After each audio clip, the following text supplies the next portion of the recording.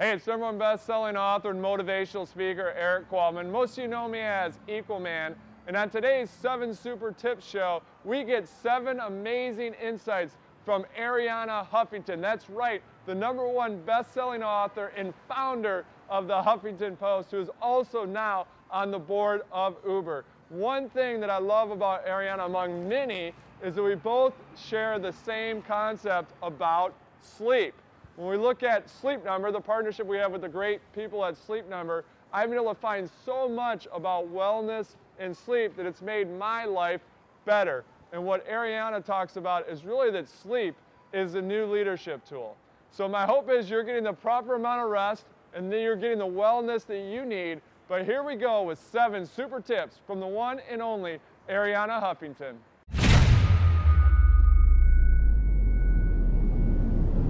What adding well-being to our definition of success means is that in addition to looking after our financial capital, we need to look after our human capital.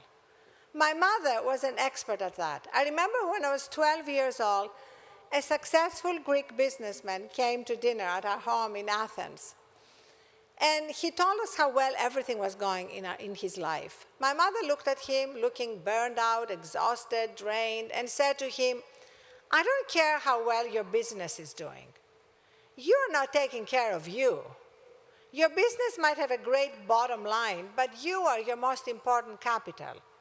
There are only so many withdrawals you can make from your health bank account, but you just keep on withdrawing. You could go bankrupt if you don't make some deposits soon." And indeed, not long after that, the man had to be admitted for an angioplasty. When we include well-being in our definition of success, another thing that changes is our relationship with time. Right now, we are all so stressed out about time that every time we look at our watch, it's later than we think. Researchers have a term for it, time famine. And Dr. Seuss wrote about it, ahead of the researchers, of course. "How did it get so late so soon?" he wrote. "It's night before it's afternoon. December is here before it's June. My goodness, how the time has flown. How did it get so late so soon?"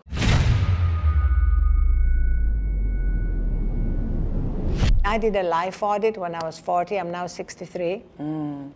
And I just looked through all the projects that I thought I was going to do, including becoming a good skier, learning to cook, learning German, which I wanted to do, and realized, I'm never going to do that. I'm never going to become a good skier. So I actually gave them up. And I realized how liberating it is to complete a project by dropping it.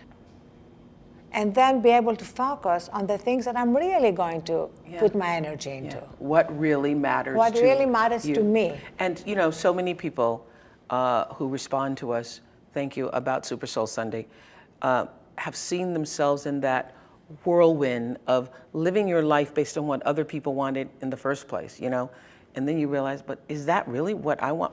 Why am I striving for that when what I really feel or what I really want, it's like we're talking about being open to what your heart desires and not being defined by what everybody else wants. Yes, are we living the clarity of that? Are we living our dream or are we living somebody else's dream?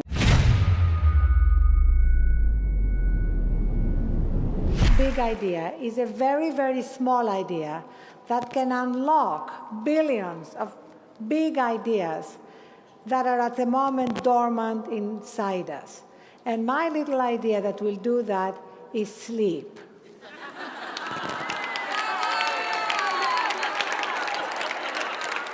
This is a room of type A women. This is a room of sleep-deprived women. And I learned the hard way the value of sleep. 2.5 years ago, I fainted from exhaustion. I hit my head on my desk. I broke my cheekbone. I got 5 stitches on my right eye. And I began the journey of rediscovering the value of sleep. And in the course of that, I studied, I met with medical doctors, scientists, and I'm here to tell you that the way to a more productive, more inspired, more joyful life is getting enough sleep.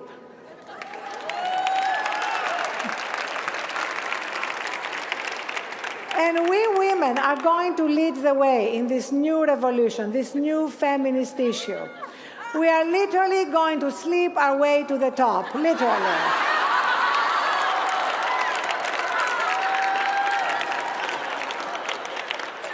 Because, unfortunately, for men, sleep deprivation has become a virility symbol.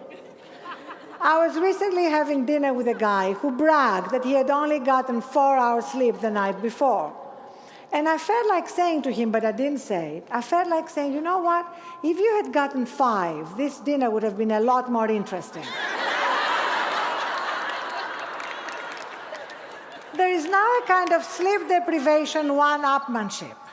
Especially here in Washington, if you try to make a breakfast date and you say, how about 8 o'clock? They're likely to tell you, 8 o'clock is too late for me, but that's okay, I can get a game of tennis in and do a few conference calls and meet you at 8.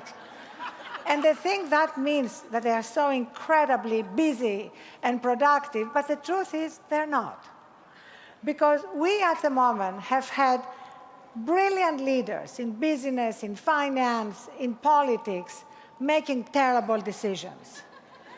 So a high IQ does not mean that you're a good leader, because the essence of leadership is being able to see the iceberg before it hits the Titanic. And we've had far too many icebergs hitting our Titanics.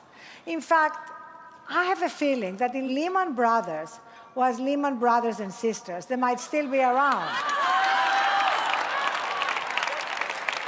While all the brothers were busy, just being hyper-connected 24/7, maybe a sister would have noticed the iceberg because she would have woken up from a 7.5 or 8 hour sleep and have been able to see the big picture.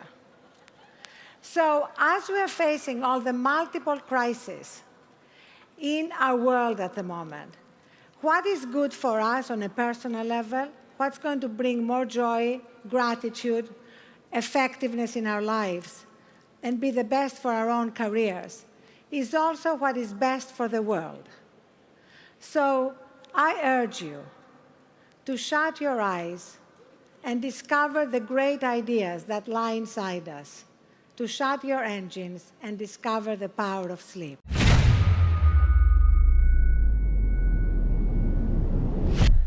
The problem is that as long as success is defined by just money and power, climbing and burnout, we will never have the time to be able to enjoy that other aspect of the third metric, wonder. I was blessed with a mother who was living in a constant state of wonder, whether she was washing the dishes or feeding seagulls at the beach or reprimanding overworking businessmen. She maintained her sense of wonder, delighted at both the mysteries of the universe and the everyday little things that fill our lives. And whenever I'd complain or be upset about something, she would say to me, darling, change the channel. You're in control of the clicker. Don't replay that bad, scary movie.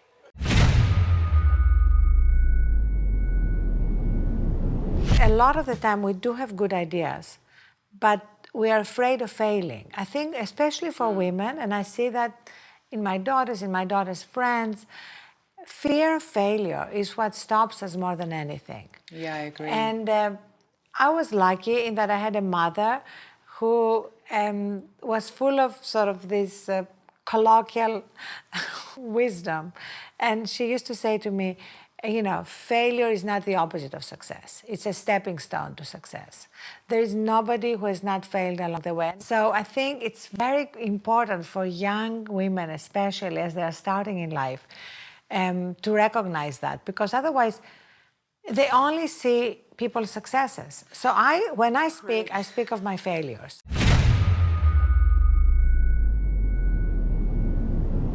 Knowing what you know now, sitting at this beautiful perch atop the mountain of 63, you know a lot more than you did when you were 23 and wrote that first book. What would you say to your younger self? I would say stop worrying. Oh. I would say the blessings already are. That's, I love all these terms like of many of the mystics, all is well. All these terms, it's like there was so much unnecessary worry, so many unnecessary self-judgments, so many negative fantasies about the future. One of my other favorite quotes, has been exchanging quotes, is by Montaigne, the French philosopher. He said, "There were many terrible things in my life, but most of them never happened." Well-being, wonder, and now the third W, wisdom. If you look around you, you see leaders in positions of power, in politics, in media, in business, all of them with high IQs, great degrees, making terrible decisions. What is missing is not IQ, but wisdom. And today, it's getting harder and harder to tap into our own wisdom, because we are all so hyper-connected to our devices, our screens, our social media, that we're having a hard time disconnecting from technology and reconnecting with ourselves. Your very own, very wise Smith sophomore, Erin McDaniel, wrote in the Sophian about her decision to disconnect from all her social media. "We have eschewed," she said, "real social connections in favor of superficial, technology-bridged ones. We have become, in many cases, nearly as socially robotic as our computers." Now, you don't have the head of a digital company telling you to completely disconnect from technology. What I'm telling you is to regularly disconnect from technology, to regularly unplug and recharge in order to reconnect with ourselves and our own deepest wisdom.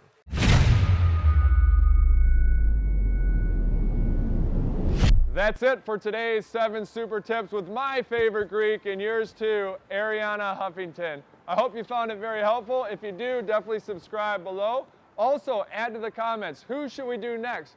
What tips do you want to receive and from whom? So let us know who we should cover next on the next episode of the 7 Super Tips. I think we need to move. I should start giving out like book recommendations. Like a great book's Moonwalking with Einstein if you want to increase your memory. Okay, so we're walking and we're giving the second tip, or I already gave that?